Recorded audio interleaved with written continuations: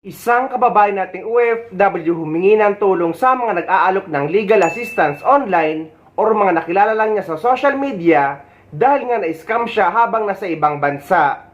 Ngunit ang pinagkatiwalaan niya ay in-scam din siya. Arestado ang isang babaeng nagpakilala umanong paralegal pero nabistong na mera lamang pala sa isang Pinoy abroad.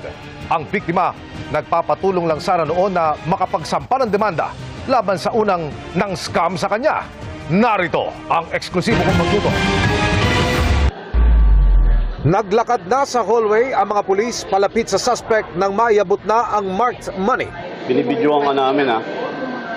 Ano to, ma'am? Pero nagpapakilala pa lang ang mga pulis, nag-iba na ang timpla ng suspect. Teka lang. Mami, anak ko na lang ngayon. Ano to? Lalong uminit ang mga tagpo ng pusasa na siya ng policewoman. Nang ibabaw ang tinig ng suspect sa hallway ng Manila City Hall.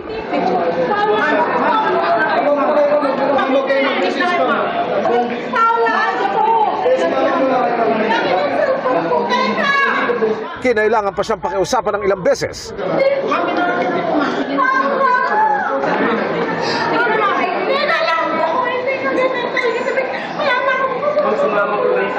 Bago tuluyang nabitbit ng mga pulis. Inaresto sa pamamagitan ng entrapment operation ang babaeng ito ng mga operatiba ng PNP Anti-Cybercrime Group matapos umanong magpakilala bilang paralegal at perahan ang isang kababayan nating migrant worker na naghahanap ng magpoproseso ng demanda laban sa isa pang scammer na tumangay ng pera niya. So nakakita siya ng isang page na tumutulong sa mga victims ng mga online scam. Sa pagsasearch nito online, na-encounter umano ng biktima ang suspect sa social media page nito. Nagpakilala ito na siya ay kayang-kaya niyang gawin dahil siya ay paralegal. Meron daw siyang kakilala sa PNP. Ang sinisingil ng suspect, 150,000 pesos. Kasama ang filing ng kaso. Pagbuo ng unit sa PNP, nahuhuli sa suspect hanggang sa pagpapakulong. Ayon sa PNP, scammer ang suspect na target ang mga Pilipino abroad na nabiktima na ng mga online scam.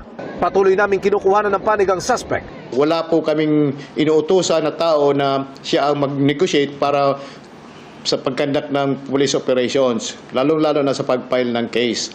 Payo sa mga biktima ng online scam para hindi muli maging biktima. They can directly proceed to our office and we can entertain their complaints, then initiate police actions up to the filing of case.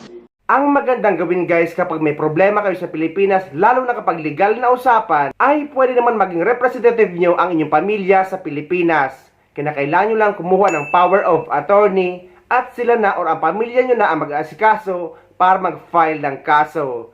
Hindi yung kanino kayo magtitiwala na nakikilala nyo na sa social media dahil ang ending at karamihan ay nai-scam.